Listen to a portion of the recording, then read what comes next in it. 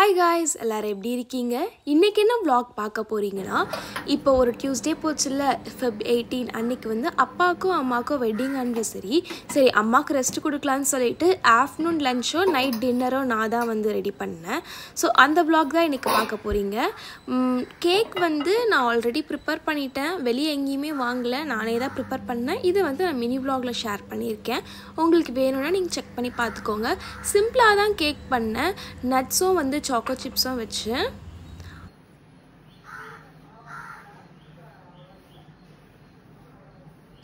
Cake வந்து நான் Monday evening தான் பண்ணேன். ஏன்னா வந்து நைட்டு 12 o'clock கட் பண்ணலான்னு சொல்லிட்டு ஈவினிங் பண்ணால் தான் கரெக்டாக இருக்கும்னு சொல்லிட்டு ஈவினிங் பண்ணேன். நான் ஃபஸ்ட் டைம் வந்து அம்மாக்கும் அப்பாவுக்கும் வந்து அவங்க ஆனிவர்சரிக்கு கேக் செஞ்சு கொடுக்குறேன். மற்ற டைம்லாம் வந்து நார்மலாக செய்கிறத விட அவங்க ஆனிவர்சரிக்கு செஞ்சு கொடுத்தா இன்னும் வந்து ஸ்பெஷலாக இருக்கும். சரி நானே செஞ்சு கொடுத்தா இன்னுமே ரொம்ப அந்த டே சூப்பராக இருக்கும்னு சொல்லிட்டு தான் நான் பண்ணேன். ஆனால் எனக்கு வந்து ரொம்ப ஹாப்பியாக இருந்தது அந்த கேக் செய்யும் போது. கேக் வர இந்த டைம் ரொம்ப நல்லா வந்தது.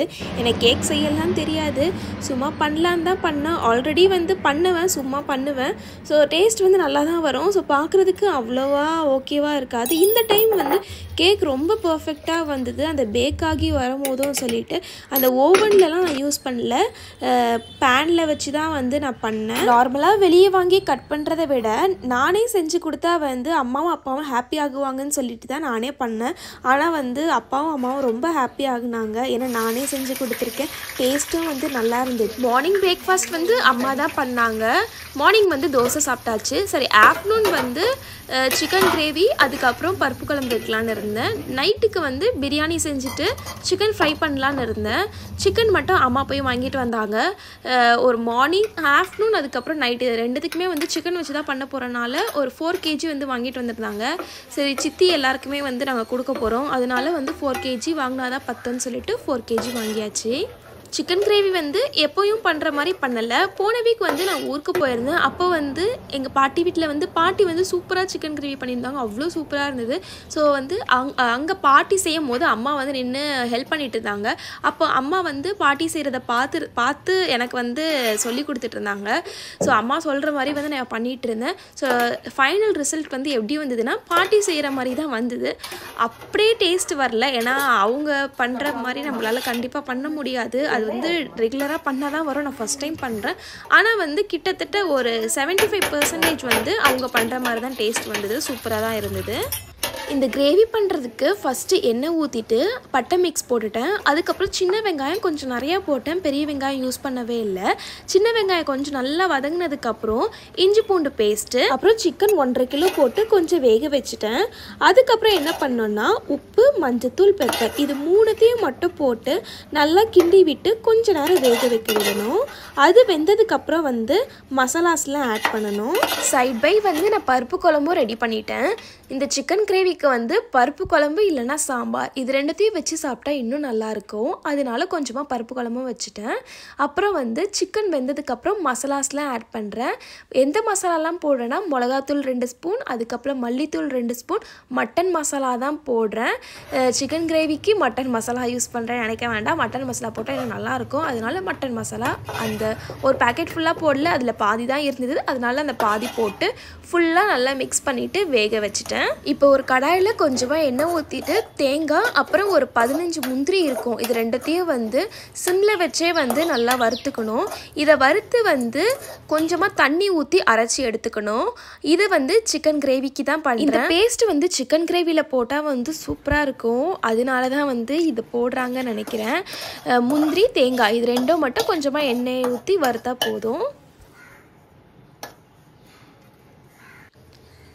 இந்த பேஸ்ட் ஊற்றினதுக்கப்புறம் தேங்காய் பால் வந்து ஆல்ரெடி எடுத்து வச்சுருந்தோம், அம்மா எடுத்து வச்சுருந்தாங்க. ஸோ தேங்காய் பாலும் வந்து ஊற்றிட்டேன். தேங்காய் பால் ஊற்றினதுக்கப்புறம் மிக்ஸி ஜாரில் வந்து அந்த பேஸ்ட் அரைச்சி வச்சுருந்தேன்ல அதையும் ஃபஸ்ட்டே ஊற்றிட்டேன். அதில் கொஞ்சமாக தண்ணி ஊற்றி மிக்ஸ் பண்ணி இதில் ஃபுல்லாக ஊற்றியாச்சு. ஸோ தண்ணி வந்து கொஞ்சம் அதிகமாக வந்து ஊற்றிட்டு நம்ம சிம்மில் வச்சே வேக வச்சோன்னா கிரேவி வந்து கொஞ்சம் திக்காக வந்து நல்லா சூப்பராக இருக்கும். இதுக்கப்புறம் நான் என்ன பண்ண போகிறேன்னா சிம்மில் வச்சுட்டு அப்புறம் ஃபுல்லாக மூடி வச்சுருவேன். உப்பு வந்து செக் பண்ணிக்கோங்க. உப்பு வந்து பத்தலைன்னா உப்பு போட்டுக்கோங்க. ஸோ கிரேவி வந்து சூப்பராக ரெடி ஆகிடுச்சு. பார்க்குறதுக்கே வந்து அவ்வளோ சூப்பராக இருக்குது.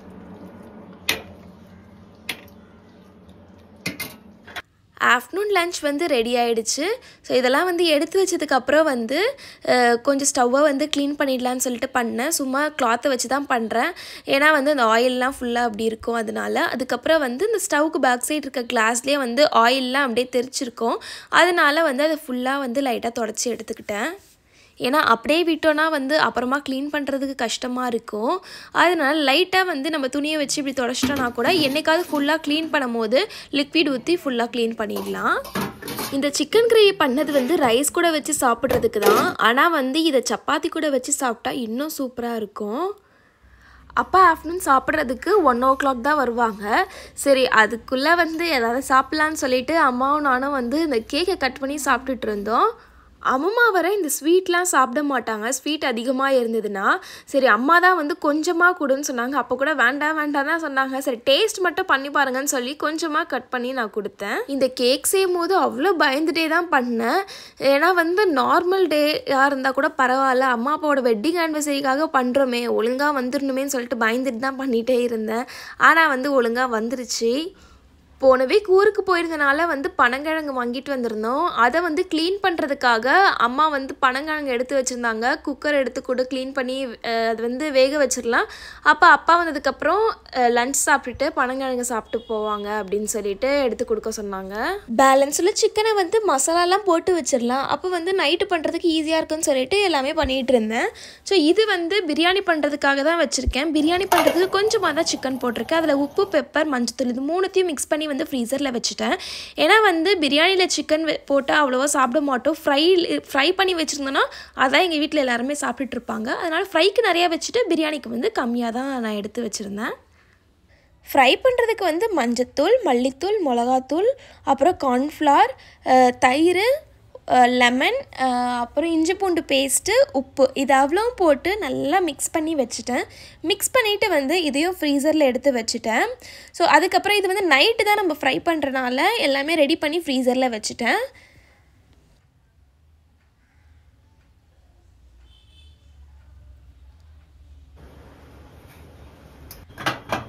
பிரியாணி பண்ணிட்டியா?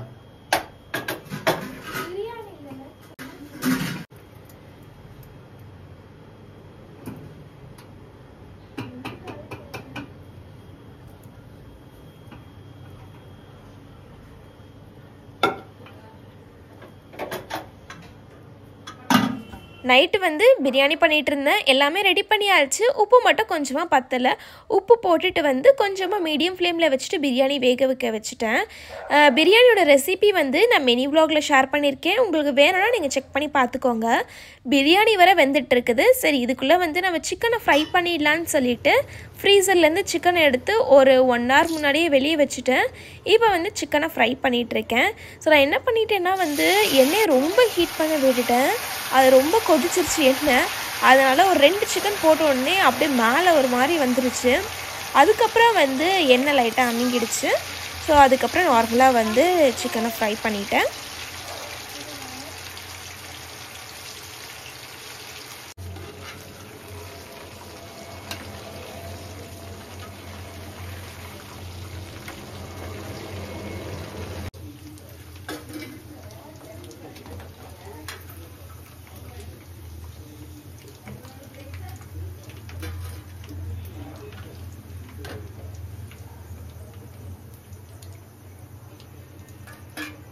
நைட்டு டின்னர் ரெடி ஆகிடுச்சு. Biryani with chicken fry. இந்த டே வந்து எனக்கு இப்படி தான் போச்சு. இந்த வீடியோ உங்களுக்கு பிடிச்சிருந்ததுன்னா மறக்காமல் சப்ஸ்கிரைப் பண்ணாமல் பார்க்குறவங்க சப்ஸ்கிரைப் பண்ணிவிட்டு பாருங்கள். Bye bye. நெக்ஸ்ட் வ்ளாகில் பார்க்கலாம்.